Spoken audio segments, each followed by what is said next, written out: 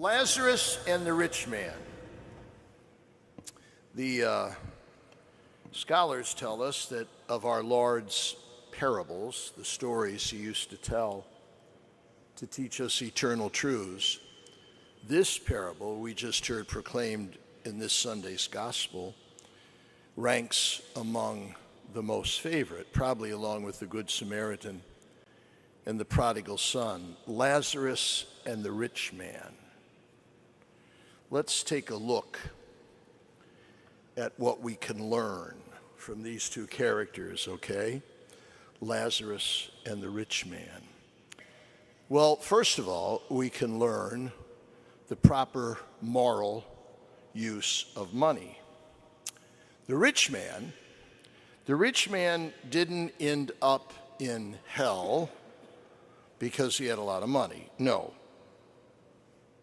He didn't end up in hell because of what he did with his abundant wealth. No. He went to hell because of what he didn't do with his wealth. He did not help the poor man Lazarus, who was in misery outside the gates to his palace. So there's the first lesson. Here's the second lesson we can learn from this epic parable of Lazarus and the rich man.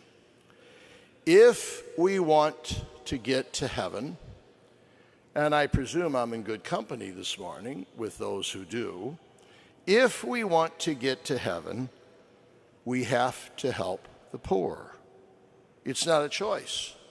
It's an imperative for us who claim to follow Jesus. If we don't help those who are poor, we will go to hell. That's the second very evident lesson in this morning's parable.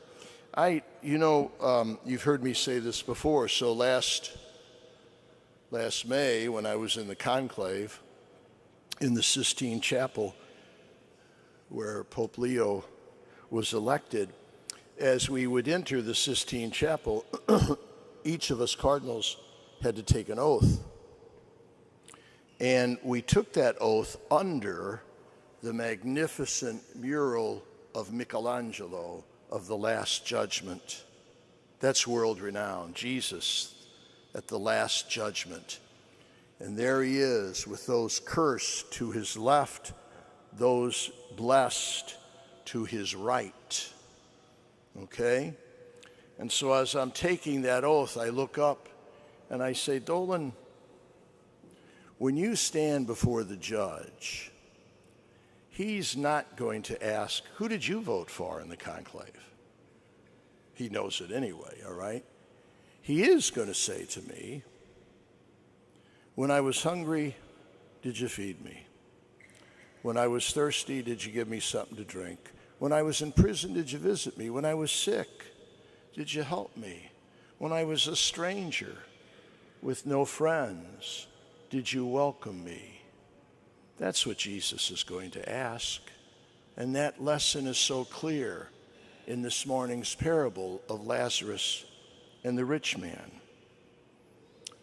Here's the third point we can learn this morning, folks. Jesus is especially close to the poor. Here's something that you might miss at first hearing.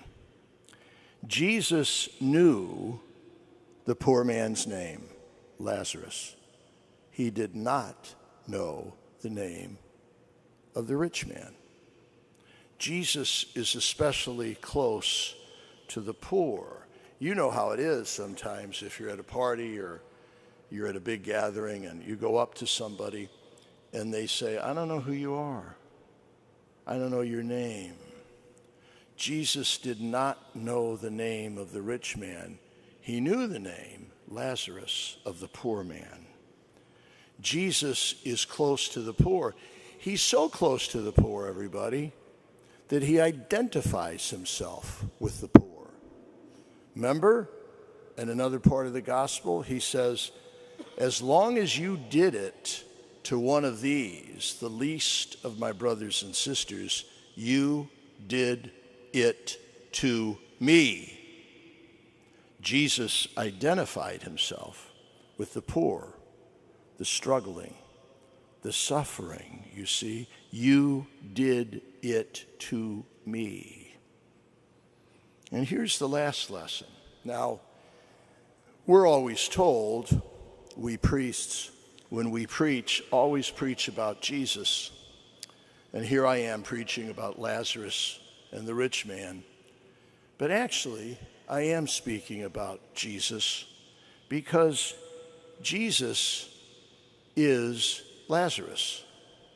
Jesus is Lazarus, all right? He is outside, as Lazarus was outside the palace of the rich man. Jesus is outside of our lives. He's outside of our hearts. He's outside of our souls. He's outside of our world. And he's asking to be let in. He's asking for us to take him in and welcome him.